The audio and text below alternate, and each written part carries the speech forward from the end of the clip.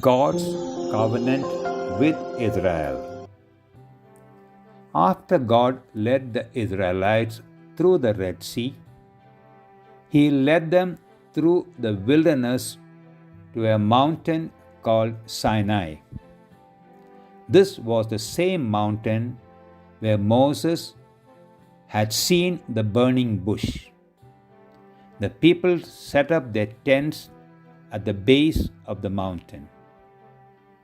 God said to Moses and all the people of Israel, "If you obey my voice and keep my covenant, you shall be my treasured possession out of all the peoples.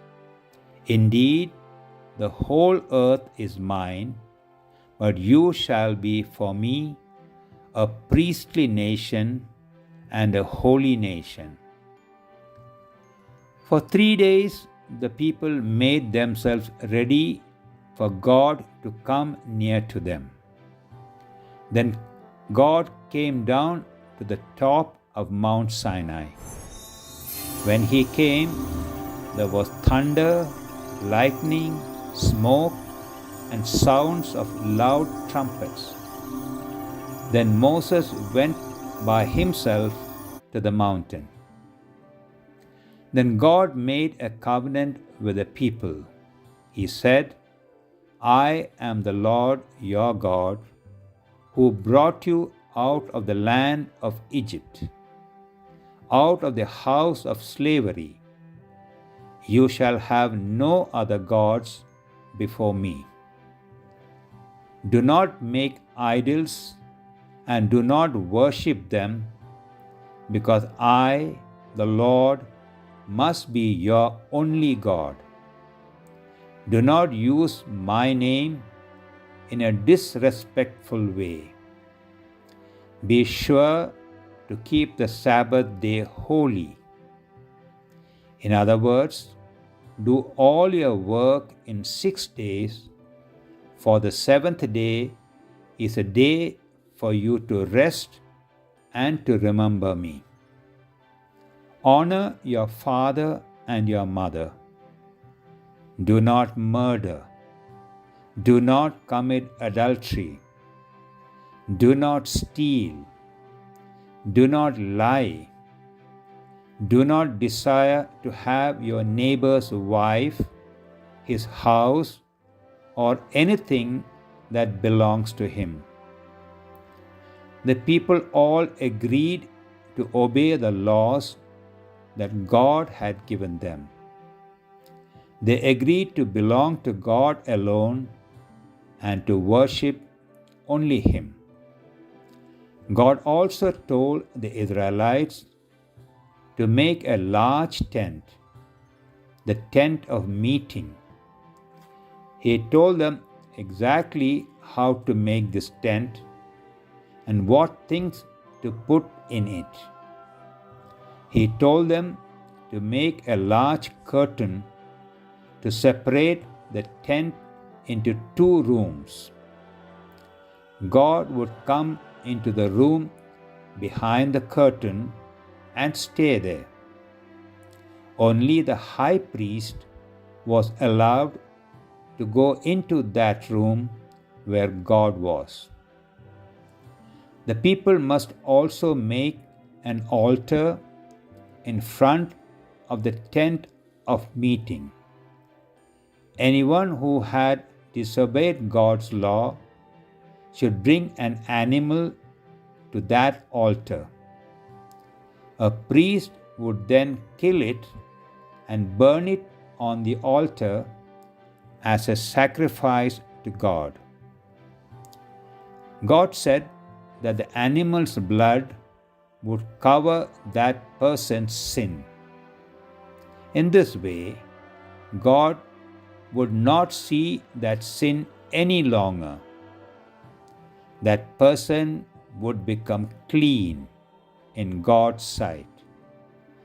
God chose Moses' brother Aaron and Aaron's descendants to be his priests. God wrote these Ten Commandments on 2 stone tablets and gave them to Moses. God also gave the people many other laws and rules to follow.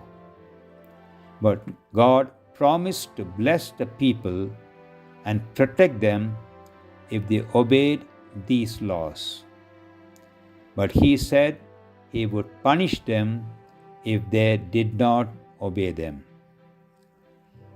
For many days, Moses remained on top of Mount Sinai. He was talking with God.